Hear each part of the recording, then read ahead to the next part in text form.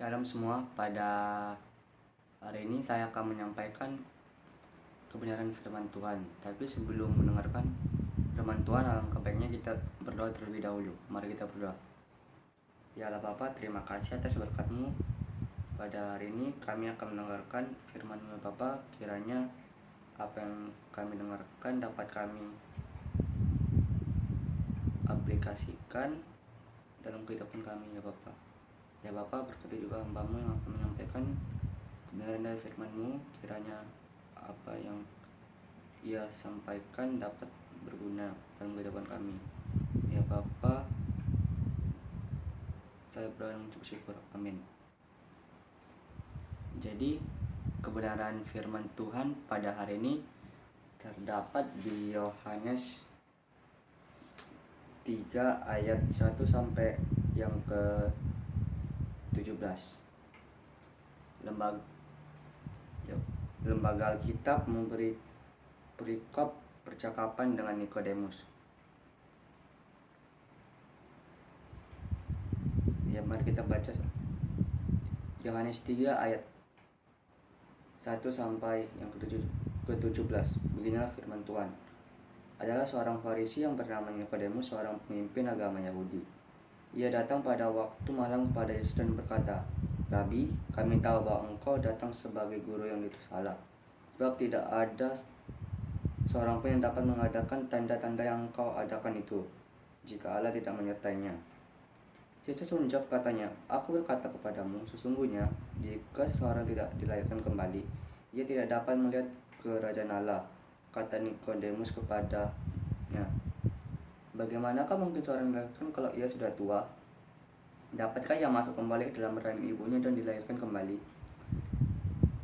Jawab Yesus, "Aku berkata kepadamu, sesungguhnya jika seorang tidak dilahirkan dari air dan roh, ia tidak dapat masuk ke dalam kerajaan Allah. Apa yang dilahirkan dari daging adalah daging, dan apa yang dilahirkan dari roh adalah roh. Janganlah engkau heran karena aku berkata kepadamu, kamu harus dilahirkan kembali. Angin bertiup kemana ia mau dan engkau mendengar bunyinya, tetapi engkau tidak tahu dari mana ia datang atau kemana ia pergi. Demikianlah halnya dengan tiap-tiap orang yang lahir dari roh." Nikodemus menjawab katanya, "Bagaimanakah mungkin hal itu terjadi?" Jawab Yesus, "Engkau adalah pengajar Israel, dan engkau tidak mengerti hal-hal itu. Aku berkata kepadamu, sesungguhnya kami berkata-kata tentang apa yang kami ketahui, dan kami bersaksi tentang apa yang kami lihat. Tetapi kamu tidak menerima kesaksian kami. Kamu tidak percaya waktu aku berkata-kata dengan kamu tentang hal-hal duniawi. Bagaimana kamu akan percaya kalau aku berkata-kata dengan kamu tentang hal-hal surgawi? Tidak ada seorang pun yang telah naik ke surga selain daripada Dia yang telah turun dari surga, yaitu Anak Manusia. Dan sama seperti Musa meninggikan ular di padang gurun, demikian juga Anak Manusia harus ditinggikan, supaya setiap orang yang percaya kepadanya beroleh hidup yang kekal. Karena begitu besar kasih Allah ke dunia ini, sehingga Ia telah mengaruniakan Anaknya yang tunggal, supaya setiap orang yang percaya kepadanya tidak binasa, melainkan memperoleh hidup yang kekal. Sebab Allah mengutus Anaknya ke dalam dunia bukan untuk menghakimi dunia, melainkan untuk menyelamatkan oleh Dia. Jadi saudara-saudara, mungkin kalian sudah tidak asing lagi dengan perikop ini. Mungkin kalian sudah sering mendengarnya dan membacanya, maupun dalam khotbah atau pada keseharian kalian jika kalian membaca firman Tuhan. Jadi ada beberapa hal yang ingin saya sampaikan. Yang pertama itu terdapat di Yohanes yang ketiga ayat ke-3 sampai yang ke 5. Itu Yesus yang berbunyi, Yesus menjawab katanya, aku berkata kepadamu, sesungguhnya jika seorang tidak dilahirkan kembali, ia tidak dapat melihat kerajaan Allah. Kata Nikodemus kepadanya, bagaimanakah mungkin seorang dilahirkan kalau ia sudah tua? Dapatkah ia masuk kembali ke dalam rahim ibunya dan dilahirkan lagi? Jawab Yesus, aku berkata kepadamu, sesungguhnya jika seorang tidak dilahirkan dari air dan roh, ia tidak dapat masuk ke dalam kerajaan Allah. Jadi maksud ayat ini adalah, jika kalian ingin melihat kerajaan Allah, kalian harus dilahirkan kembali. Apa maksudkan dengan kalian dilahirkan kembali? Jadi dilahirkan kembali itu bukan kalian masuk ke dalam rahim ibu kalian lagi dan dilahirkan kembali kayak anak kecil sehingga kalian dapat melihat kerajaan surga. Itu bukan arti dari ayat ini. Jadi arti dari ayat ini adalah kalian harus dilahirkan dengan air dan roh, yang dimana jika kalian dilahirkan oleh daging, itu akan tetap menjadi daging, dan jika kalian dilahirkan oleh roh, itu akan dilahirkan oleh roh. Yang kedua, yang terdapat di Yohanes 3 ayat yang ke-8. Angin bertiup kemana ia mau, dan engkau mendengar bunyinya, tapi engkau tidak tahu dari mana ia datang atau kemana ia pergi. Demikianlah halnya dengan tiap-tiap orang lahir dari roh. Jadi maksud dari ayat ini adalah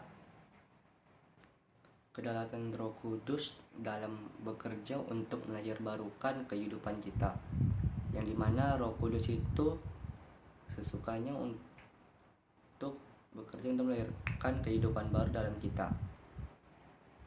Yang ketiga adalah terdapat di Yohanes 3 ayat yang ke-14 sampai yang ke-15. Dan sama seperti Musa meninggikan ular di padang gurun, demikian juga anak manusia harus ditinggikan. Itu artinya ada terdapat di Yohanes 3:15, supaya setiap orang yang percaya kepadanya beroleh hidup yang kekal. Jadi kalian masih ingat waktu Musa meninggikan ular di padang gurun menggunakan tongkatnya? Itu dimana anak manusia juga harus tinggikan supaya orang-orang yang percaya kepada Tuhan itu dapat memperoleh hidup yang kekal. Selanjutnya Yohanes 3 ayat yang ke-16. Karena begitu besar kasih Allah akan dunia ini, sehingga ia mengaruniakan anaknya yang tunggal, supaya setiap orang yang percaya kepadanya tidak binasa, melainkan memperoleh hidup yang kekal. Yang dimana arti dari ayat ini adalah Tuhan Yesus, Allah ingin anaknya datang ke dunia supaya dapat menyelamatkan orang-orang yang berdosa, bukan hanya orang-orang yang benar yang dapat diselamatkan. Dan Allah juga mengutus anaknya datang ke dunia ini bukan untuk menghakimi orang-orang yang bersalah, yang dimana ayat ini terdapat di Yohanes 3 ayat yang ke-17. Sebab Allah mengutus anaknya ke dalam dunia bukan hanya untuk menghakimi dunia, melainkan untuk menyelamatkan oleh Dia. Jadi Allah ingin menyelamatkan orang-orang yang berdosa seperti kita semua. Jadi apakah kita siap jika Allah datang ke dunia ini untuk menyelamatkan hidup kita semua? Demikian iman Tuhan yang saya sampaikan. Mari kita berdoa. Ya Allah Bapa, terima kasih atas berkat-Mu dan penyertaan-Mu sepanjang hari ini. Kami sudah mendengarkan sebagian dari firman-Mu. Kiranya firman-Mu yang telah disampaikan oleh hamba-Mu dapat berguna. Ya Bapa, kami tahu kami orang yang berdosa dan tidak layak untuk masuk ke dalam kerajaan surga-Mu.